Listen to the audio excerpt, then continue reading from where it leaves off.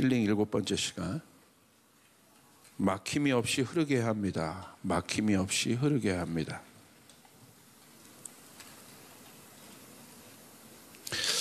에스겔서 47장을 여러분 좀 주목해서 볼 필요가 있어요. 에스겔서 47장에 보면 에스겔은 환상 중에 이 땅의 성전이 아니라 하늘의 성전에서 물이 넘쳐나는 것을 봅니다. 물이 흐르는 것을 봅니다. 근데 그 성전으로부터 물이 흐르는데 그 물이 에스겔의 발목과 무릎, 허리를 넘어 건너지 못할 강이 된 것을 에스겔은 보았습니다. 그리고 이 물이 동쪽으로 향하여 아라바로 흐르게 되는데 그곳으로 내려가서 바다에 이르게 됩니다. 그런데 놀라운 일이 일어나요. 이 물이 흐르는 곳마다 바닷물이 살아나고 강물이 흐르는 곳마다 번성하게 된다. 참 놀라운 환상을 에스겔이 보게 됩니다. 에스겔서 47장 8절 9절 여러분 한번 말씀을 같이 한번 읽어볼까요? 시작. 그가 나에게 알려줘.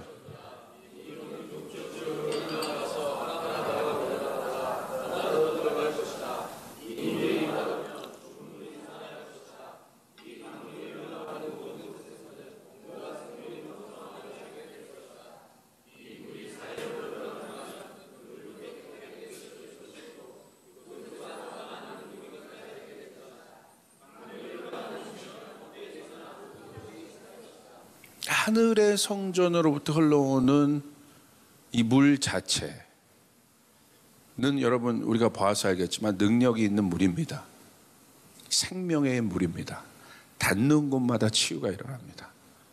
우리가 이 말씀에서 주목해야 될 단어가 있는데 그게 바로 흘러간다라는 단어예요. 한번 보세요. 이 강물이 8절에도 물이 바다로 흘러 들어가면 9절에도 이 강물이 흘러가는 모든 곳에서 이 물이 사회로 흘러 들어가면 마지막에 강물이 흘러가는 곳이면 계속 흐른다라고 강조하고 있어요. 그러니까 이 물 자체는 엄청난 물이에요. 생명의 물이에요. 그런데 이 물이 흘러간다라고 성경은 기록하고 있습니다. 그리고 그 흘러가는 물이 닿는 곳마다 치유와 회복이 일어납니다. 여러분 여기서 우리는 굉장히 중요한 영적인 원리를 알아야 합니다. 영적인 원리도 마찬가지입니다. 여러분 영은 막힘이 없습니다. 시공간을 초월합니다. 요한복음 3장 8절에 보면 이렇게 기록되어 있어요. 바람은 불고 싶은 대로 분다. 너는 그 소리를 듣지만 어디에서 와서 어디로 가는지 모른다. 성령으로 태어난 사람은 다 이와 같다. 그러니까 인간이 만든 시공간에 제약이 없다는 거예요. 이렇게 표현한 거예요. 성령이 바란 것 같다.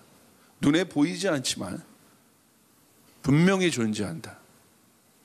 그러나 인간이 만든 시공간, 우리의 시야에 보이지 않을 뿐이지만 존재한다는 것이죠. 그 말은 내가 만든 공간에서, 인간이 만든 공간에서 영이 내 마음대로 조종당하거나 움직이게 할 수 없다는 사실입니다. 성령은 인간이 조종하는 기가 아닙니다. 성령은 인격이 있으신 하나님입니다.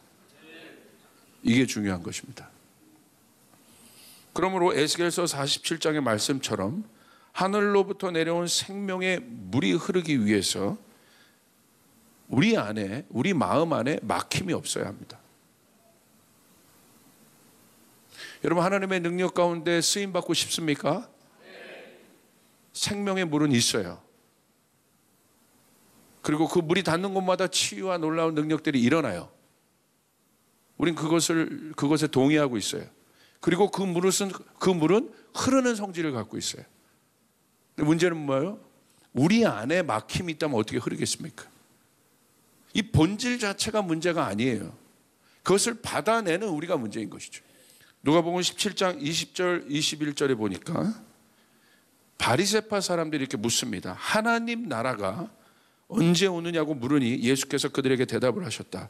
하나님 나라는 눈으로 볼 수 있는 모습으로 오지 않는다. 또 보아라 여기에 있다 또 저기에 있다 하고 말할 수도 없다. 보아라 하나님 나라는 너희 가운데 있다.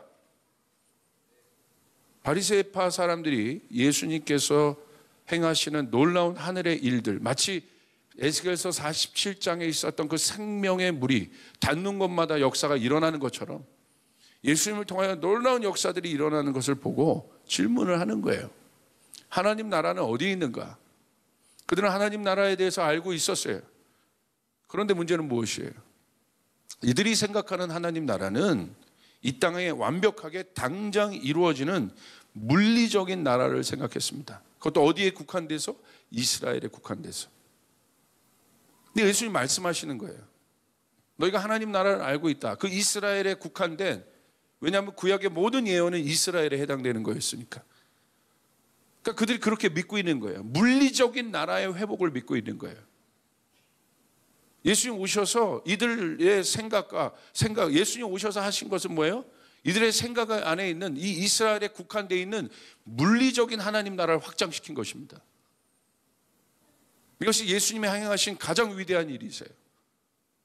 눈에 보이지 않는다는 거예요. 그런 물리적인 나라가 하나님 나라가 아니라는 거예요. 그런 패러다임 속에 있었다면, 그런 유대인의 패러다임 속에 있었다면 이방인인 저희들이 어떻게 하나님 나라를 알 수 있겠습니까? 지금 어떻게 하나님 나라의 백성이 될 수 있고 그 하나님 나라의 비밀과 신비를 어떻게 우리가 경험할 수 있겠습니까? 예수님 오셔서 그것을 말씀하신 거예요. 그들 안에 있는 틀을 깨신 거예요. 물리적인 나라가 아니라는 거예요. 하나님 말씀이 죄짓기 전에 사람에게 막힘없이 온전히 흘러갈 수 있었던 유일했던 때가 언제입니까? 죄짓기 전에 인간입니다. 하나님의 형상 닮은 인간입니다. 하나님의 형상 닮은 죄짓기 전에 그 인간에게 하나님 말씀하셨습니다. 복을 명령하셨습니다. 이 땅을 다스리라고 명령하셨습니다. 번성하라고 명령하셨습니다. 충만케 하라고 명령하셨습니다. 할렐루야. 그것이 우리의 존재라는 사실이죠. 죄는 무엇입니까? 죄의 속성은 무엇입니까? 저항하는 것이에요. 하나님의 말씀에 저항합니다. 거스르는 것입니다. 저항은 무엇입니까? 하나님의 말씀을 역행하는 불순종으로부터 시작됩니다. 불순종이 뭐예요? 순종은 뭐예요? 흐르는 거예요. 그리고 인간의 마음 안에 있는, 하늘의 복이 단절된 그 순간부터 인간의 마음 안에 있는 죄의 강, 탐욕의 강이 흐르기 시작한 것입니다. 그 결과는 무엇입니까? 인간은 사망에 이르게 됩니다. 여러분, 하나님 나라는 능력에 있지 않아요. 하나님 나라는 질서에 있는 것이에요. 창조는 능력이 아니라 창조는 질서인 것이에요. 하나님 그 질서에 하나님의 질서. 그것이 정렬된 사람이 순종할 수 있는 거예요. 여러분 보십시오. 그것이 단절된 인간들의 마음 안에서 뭐가 시작됩니까? 갈라디아서 5장 17절 보십시오. 육체의 소욕은 성령을 거스리고 성령은 육체를 거스리나니 이들이 서로 대적함으로 너희가 원하는 것을 하지 못하게 하려 함이라. 육체의 소욕은 무엇입니까? 성령을 거스린다는 거예요. 저항한다는 것이에요. 저항한다는 것이에요. 여러분, 하나님의 영은 성전으로부터 흐르는 그 물은 지금도 여러분에게 흐르고 있습니다. 이 땅에 흐르고 있습니다. 여러분의 가정에 흐르고 있습니다. 여러분의 가문에 흐르고 있습니다. 어저께 저희 가문을 보니까 진짜 흐르고 있더라고. 이제 그 무게중심이 아버지에서 자녀로 이렇게 바뀔 뿐이지 그 질서의 강이 흐르고 있더라 이거예요. 제가 아버지를 존중하고 아버지에게 절하고 세배하고. 여러분, 세배할 때도 어떻게 해요? 맨 윗 어른부터 이렇게 세배를 받으시고 그 다음에 받고 형제하고 이 질서들이 있잖아. 나부터 빨리 가야 되는데 먼저 할게요. 그렇지 않잖아요. 네? 가문이 정상적인 가문이라면 그렇게 하지 않잖아요. 그런데 뭐예요? 육체의 소욕은 성령을 거스린다는 거예요. 계속 저항한다는 거예요. 이런 사람에게 말씀이 풀리겠습니까? 말씀은 알지만 말씀이 풀리겠어요? 이런 사람에게 기도가 풀리겠어요? 기도는 알지만 기도의 능력이 풀리겠어요? 여러분, 기도는 응답받으라고 하는 것이에요. 그럼 제대로 된 컨디션에서 기도해야 되는 것이에요. 제대로 된 상태에서 기도해야 되는 것이에요. 이런 사람이 예배하면 예배가 풀리겠어요? 저항하고 있는데 그 속은 예배가 안 풀리는 것입니다. 그러니까 그 마음 안에 뭐가 나와요? 음행, 더러운 것, 호색, 우상숭배, 주술, 원수 맺는 것, 분쟁, 시기, 분냄, 당 짓는 것, 분열함, 이단, 투기, 술 취함, 방탕함. 육체의 소욕은 분명하다고 얘기했고, 이런 일을 하는 자들은 5장 21절을 보시면 이게 무섭다는 거예요. 이런 일을 하는 자들은, 그 질서가 무너진 자들은, 하늘의 능력들을 거스르는 자들은 뭐라고 되어 있습니까? 이런 일을 하는 자들은 하나님 나라를 유업으로 받지 못할 것이요.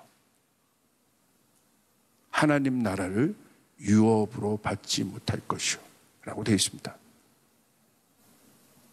결국 역행하는 육의 소욕은 하나님 나라를 유업으로 받지 못한다. 그 말은 이 땅에서 하나님 나라의 능력을 조금도 경험할 수 없다는 얘기예요. 내가 이런 거, 목사님 내 안에서도 어떤 능력이 나타나는 것 같은데요? 죄송하지만 당신의 능력입니다. 하나님의 능력은 절대 그렇지 않습니다. 하나님의 나라의 능력이 나타날 땐 아름답게 일어납니다. 할렐루야. 아름답게 일어나요. 세움과 존중함으로 일어나요. 그게 초대교회였어요. 아름답게. 역행하는 인간의 죄를 보십시오. 바벨탑 그거 아니에요? 내 힘으로 할 수 있다는 거잖아요. 역행하잖아요. 땅에서부터 위로, 밑에서부터 위로 올라가지 않은 거죠. 이게 헬라 철학이죠. 밑에서부터 위로, 인간의 능력과 지혜로 위로 올라갈 수 있다. 헬라적 사고들이죠. 올라가죠. 위에서, 주님은 위에서 아래로 내려오셨는데 우리는 올라가자는 거예요. 근데 예수님의 기적을 보십시오. 우리도 예수님 가운데 나타났던 기적이 우리 가운데 이루어지길 바랍니다. 우리도 할 수 있다고 했으니까. 저는 거기에 방점을 두고 있어요. 예수님이 인간이 되셨던 것, 우리도 할 수 있다는 거예요. 하나님 나라가 인간 안에 들어오신 것, 우리 가운데도 하나님 나라가 나타날 수 있다는 것이에요. 믿으시면 아멘 합시다. 우리 가정에도 하나님 나라가 일어날 수 있어요. 할렐루야. 놀랍지 않습니까? 예수님은 어떻게 하나님 나라의 실제를 통해 고통받는 자들을 치유하고 회복하셨을까요? 그 이유는 간단합니다. 예수님은 하나님 나라를 유업으로 소유하신 하나님의 아들이시기 때문에 그렇습니다. 다른 것에 있지 않습니다. 인간의 능력으로 하나님 나라를 건설한 게 아니에요. 그래서 바리새인들이 그렇게 물은 거예요. 자신의 능력으로 하나님 나라를 건설할 수 있을 줄 알고 지금이 그때냐? 맨날 그거 물어보잖아요. 지금이 그때냐고. 이스라엘 회복이 지금입니까? 묻잖아요. 그들의 그 사고방식. 예수님 얘기하시잖아요. 그때는 너희가 알 바가 아니다. 너희가 그때를 구하지 말라. 너희는 뭘 구해라? 너희는 모여서 성령을 구하라. 할렐루야. 성령님이 알게 하실 것이다. 저는요, 이 한국도요, 저희 한 교회만으로는 안 됩니다. 성령이 오셔야 합니다. 강단에 성령이 오셔야 합니다. 성도들 가운데 성령이 오셔야 됩니다. 물 붓듯이 그 마음이 일어나는 거예요. 하나님을 향한 마음이 일어나게 되는 것이에요. stir up 된다고 했어요. 영어로는 stir up 시킨다고 했어요. 그 마음을 증가시키는 거예요. 하나님이 수많은 사람들의 마음을 stir up 하신다고 되어 있어요. 증가시킨다. 그게 바로 때가 되는 것이에요. 할렐루야. 그러므로 여러분을 통해, 어떤 목사를 통해서, 어떤 사역자를 통해서, 선교사, 특정한 사람들을 통해서 하나님의 역사가 일어난다는 이 거짓을 깨야 되는 것이에요. 여러분의 손을 통해 하나님 나라가 일어나게 되는 것이에요. 여러분이 기도하면 그 일들이 일어나게 되는 거예요. 믿습니까? 하나님의 자녀면 누구라? 상속자라. 예수 그리스도와 똑같이. 여러분, 신분상으로 보면 예수님이 우리의 형님이라 이것이에요. 신분상으로 보면 똑같이 여러분 그런 존재라는 사실. 그 사람이 기도할 때 하늘이 열립니다. 많은 수가 필요한 게 아니에요. 그 사람이 기도할 때, 그 순종하는 영을 가진, 아들의 영을 가진 그 사람이 기도할 때 하늘은 반응하게 돼 있다 이거. 하늘은 움직이게 돼 있다 이거. 옆 사람에게 고백하겠습니다. 당신이 그 사람입니다. 얼굴을 보고 얘기해서 당신이 그 사람입니다. 당신을 통하여 치유가 일어납니다. 왜 안 일어나요? 해야 되는 거예요. 특정한 사람에게 이루어지는 것이 아닙니다. 그러므로 마태복음 24장 14절 마지막입니다. 이 천국 복음이 모든 민족에게 증언되기 위하여 온 세상에 전파되리니 그제야 끝이 오리라. 마지막 때에 우리가 전할 복음은 그냥 복음이 아니에요. 천국 복음이라. 할렐루야. The gospel of kingdom of God. 천국 복음. 천국 복음을 누가 전할 수 있겠습니까? 천국을 유업으로 상속하고 있는 하나님의 자녀들, 예수의 영, 아들의 영을 가진 자들입니다. 예수님처럼 아버지의 선하심을 알고 있는 자들입니다. 순종, 온유함, 겸손함으로 겸비된 성숙한 자들입니다. 이러한 자들의 삶이 문화가 됩니다. 능력이 아니라 그 능력을 운용할 수 있는 공간을 가진 자들, 능력을 쫓는 자들이 아니라 그 능력이 항상 나타날 수 있는 운용된 공간을 가진 자들, 힘이 없어서 저항하지 않는 것이 아니에요. 예수님이 힘이 없어서 십자가에서 못 내려온 게 아니에요. 능력이 없어서 십자가에 못 내려오신 것이 아니에요. 베드로가 말고의 귀를 자를 때 예수님 그러시잖아요. 야 이놈아, 내가 하늘에 12군단 되는 천군 천사를 운용할 줄 모를 줄 아느냐 이놈아. 그런데 내가 아버지의 뜻대로 죽어야 끝나는 것이야. 이게 하나님의 뜻인 거예요. 예수님이 능력이 없어서 그런 게 아니에요. 아들의 영을 갖고 계시니까 아버지의 뜻에 순복한 것이에요. 이게 위대한 예수 그리스도의 여러분 위대한 점이에요. 그러므로 남이 아니라 자기 자신에 여러분 적용해야 합니다. 이러한 사람은 다른 사람 또는 환경이 아니라 천국의 능력이 흘러갈 수 있도록 자신 안에 천국 문화를 만들어야 합니다. 예수님의 성품을 담는 것입니다. 이 사람이 모이는 곳이 교회입니다. 교회 안에 이 천국 문화, 이 천국 복음의 실제가 나타나게 됩니다. 천국 문화가 일어나는 곳은 하늘의 능력이 충만하게 됩니다. 그래서 기적이 나타납니다. 사도행전처럼 초자연적인 실제가 나타나게 됩니다. 제가 저희 교회 안에 꿈꾸는 게 그거예요. 우리가 그 성숙함 안에 있는 천국 문화를 일으켜낼 때 이 안에 기적은 상식이 되는, 하나님의 임재가 머물러 있는. 천국 문화의 실제는 무엇입니까? 초대교회에 나와 있죠. 코이노니아입니다. 사도행전의 교회에 놀라운 하나님의 능력이 나타난 이유는 분명합니다. 그들의 안에 있었던 천국 문화입니다. 코이노니아. 서로 돌보고 존중하고 모이기를 힘쓰고 예배하고 복음을 전하는 그들의 삶 가운데 하나님 나라의 능력은 실제가 됩니다. 가난, 고통, 아픔이 치유되었고 세상 속에서 칭찬을 받으며 날마다 성도가 늘어나는 부흥과 하나님의 말씀이 흥왕하는 기쁨을 맛보게 됩니다. 그러기 위해서는 어떻게 해야겠습니까? 천국의 능력이 흐르게 해야 합니다. 현대인의 마음 안에 있는 원망, 분노, 증오, 질투, 불평, 두려움 가득합니다. 이런 묶임이 있는 곳에 하나님의 나라의 능력이 흐를 수 없습니다. 환경을 조작하지 말고 내 안에 생명의 강이 흐를 수 있도록 해야 합니다. 그리고 그 생명의 강을 따라가야 합니다. 생명의 강이 닿는 곳마다 치유와 회복이 나타나는 실제를 보는 것이 사역입니다. 그러므로 우리는 어떻게 하겠습니까? 인간 안에 있는 하나님의 뜻을 저항하는 죄의 권세, 이것을 무력화하는 십자가의 보혈을 담대하게 의지하시길 바랍니다. 그리고 어떤 상황 속에서도 희망, 은혜의 강을 선택하여 따라가시길 바랍니다. 어떤 상황에도 대한민국이 한국교회가 어떠한 상황에도 하나님의 은혜를 따라가면 되는 것이에요. 하나님의 은혜를 따라가면 되는 것이에요. 그는 좋으신 분이에요. 여러분이 어떤 환경 가운데 있어도 여러분 일어날 수 없는 그런 눌림 가운데 아무리 여러분이 있을지라도 오늘 이 순간에 여러분의 가정이, 여러분이 또는 여러분의 사업이 은혜의 강을 따라가시길 바랍니다. 소망의 강을 따라가시길 바랍니다. 아버지의 선한 뜻을 따라가시길 바랍니다. 반드시 회복됩니다. 반드시 살아나게 됩니다. 믿으시면 아멘 합시다. 쫓아가겠다. 반드시 살아난다. 반드시 회복된다. 대한민국은 반드시 살아나요.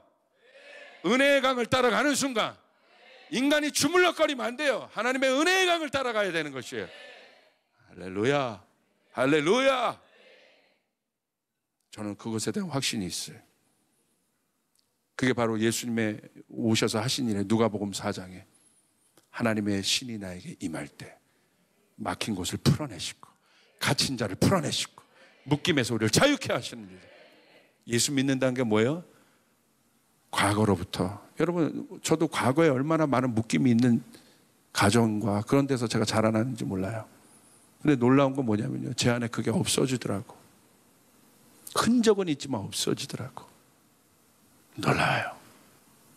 내가 사랑하려고 그렇게 노력했는데 안 돼요.